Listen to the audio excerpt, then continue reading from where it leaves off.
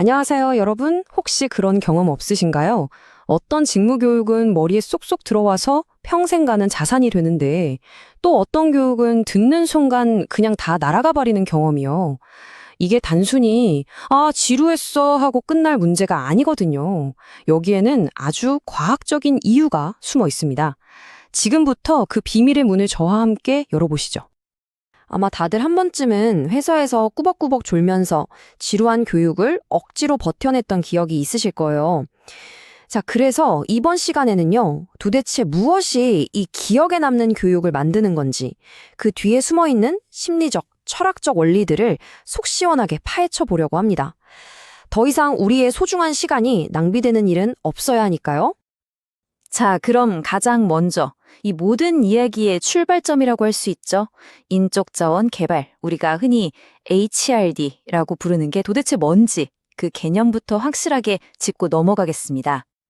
그러니까 HRD라는 게 그냥 교육 프로그램 몇 개 돌리고 그런 차원을 넘어선다는 거예요. 조직 구성원 한 명 한 명의 지식, 기술, 그리고 일하는 태도까지 체계적으로 향상시켜서요. 결국엔 조직 전체의 경쟁력을 끌어올리는 아주 치밀하게 짜인 전략이라고 봐야 합니다. 한마디로 직원의 성장이 곧 회사의 성장으로 이어지는 바로 그 선순환 고리를 만드는 핵심 열쇠인 거죠. 자, 그럼 HRD의 목표를 한번 볼까요? 이걸 크게 두 가지로 나눠볼 수 있어요. 왼쪽에 보이는 생산성을 높인다거나 이직을 막는 것 같은 단기적인 목표들. 물론 중요하죠. 하지만 진짜 게임의 본질은 오른쪽에 있습니다. 바로 궁극적인 목표인데요. 직원 개개인이 이를 통해 성장하면서 자아를 실현하고 나아가 개인의 목표와 회사의 목표가 하나가 되는 경지. 바로 이게 HRD가 진짜 바라봐야 할 지점입니다. 단기 목표들은 이 궁극적인 목표를 향해 나아가는 아주 튼튼한 디딤돌인 셈이고요. 좋습니다. 그럼 이렇게 원대한 목표를 이루려면 교육을 도대체 어떻게 설계해야 할까요? 그냥 막무가내로 할 순 없잖아요? 지금부터 그 구체적인 설계도, 성공적인 학습 경험을 만드는 9가지 핵심 원리를 하나씩 뜯어보겠습니다. 가장 중요한 건요, 효과적인 학습의 중심에는 언제나 학습자, 바로 사람이 있다는 사실입니다. 누가 등을 떠밀어서 억지로 하는 게 아니라 이거 내가 하고 싶다 하는 마음으로 스스로 참여해야 하고요. 자발성, 그 과정 자체가 재밌어야겠죠? 흥미. 또 모두에게 똑같은 걸 주입하는 게 아니라 각자의 강점을 존중하고 발전시켜주고 개성화, 혼자 끙끙 앓는 게 아니라 동료들과 함께 배우고 사회화, 마지막으로 머리로만 아는 게 아니라 직접 부딪혀보는 경험껏, 이 5가지가 학습자 중심 설계에 아주 단단한 기반이 됩니다. 여기에 더해서 효과적인 도구들을 잘 쓰는 것도 중요해요. 여러 가지 시청각 자료로 이해를 확 높여주고 여기까지만 하면 돼? 하는 명확한 목표를 줘서 성취감을 느끼게 하고 새로 배운 것들이 따로 놀지 않게 하나로 묶어주고 마지막으로 시의적절한 평가와 피드백으로 다음 걸음으로 나아가게 돕는 거죠. 이 9가지 원리들이 마치 정교한 톱니바퀴처럼 딱딱 맞아 돌아갈 때 비로소 최고의 학습 효과가 폭발적으로 나타나는 겁니다. 자, 지금까지는 겉으로 보이는 교육의 설계도를 살펴봤다면 이제는 좀 더 깊이 들어가 볼 시간입니다. 그 설계도가 실제로 작동하는 현장, 바로 학습자의 마음속으로 한번 들어가 보자는 거죠. 우리가 뭔가를 배울 때 우리 뇌 속에서는 도대체 어떤 일이 벌어지고 있는 걸까요? 학습자의 마음을 이해하는 데는요, 아주 유명한 2가지 렌즈가 있어요. 하나는 행동주의, 다른 하나는 인지주의입니다. 행동주의는 눈에 딱 보이는 행동의 변화에만 집중해요. 어떤 자극을 줬을 때 어떻게 반응하는가, 이런 거요. 반면에 인지주의는 눈에 보이지 않는 우리 머릿속, 그 생각의 과정에 집중하는 거죠. 정보를 어떻게 받아들이고, 이해하고, 저장하는지를 탐구합니다. 이 2가지를 모두 알아야 학습을 입체적으로 볼 수 있어요. 먼저 행동주의부터 볼까요? 스키너가 대표적인데 이 원리는 정말 단순하고 명쾌해요. 잘한 행동에는 보상을 줘서 그 행동을 자꾸만 하게 만드는 겁니다. 아주 간단하죠? 회사에서 뛰어난 성과를 낸 직원한테 인센티브를 주는 거. 이게 바로 성과를 내는 행동을 강화하는 대표적인 행동주의 방식인 거죠. 우리가 원하는 습관을 만들 때 아주 강력한 도구가 될 수 있습니다.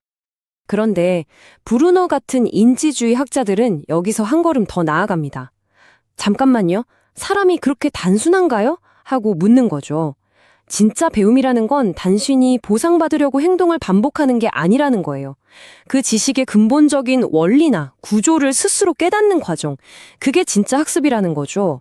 나무 하나하나만 보는 게 아니라 숲 전체의 지도를 머릿속에 그릴 수 있어야 처음 보는 문제 앞에서도 당황하지 않고 배운 걸 응용할 수 있지 않겠어요? 자, 지금까지 심리학을 통해서 학습이 어떻게, how 일어나는지를 봤어요. 그렇다면 이제는 더 근본적인 질문을 던져볼 시간입니다. 우리는 도대체 왜, why 배우는 걸까요? 학습의 궁극적인 목적은 뭘까요? 이제 철학의 영역으로 들어가 보겠습니다. 이 왜라는 질문에 답을 주는 학습의 방향과 깊이를 더해주는 두 가지 큰 철학적 관점이 있습니다. 바로 실용주의와 실존주의입니다. 실용주의는 말 그대로 이거 배워서 당장 써먹을 수 있어? 라는 질문에 답을 줘요. 현실의 문제를 해결하는 과정에서 배우는 경험을 최고로 치죠. 반면에 실존주의는 좀 더 내면으로 파고들어요. 학습을 통해서 나는 누구인가, 내 삶의 의미는 무엇인가를 찾아가는 과정 자체를 중요하게 생각합니다. 하나는 무엇을 할 것인가, 다른 하나는 어떤 존재가 될 것인가에 대한 답을 찾는 여정이라고 볼 수 있죠.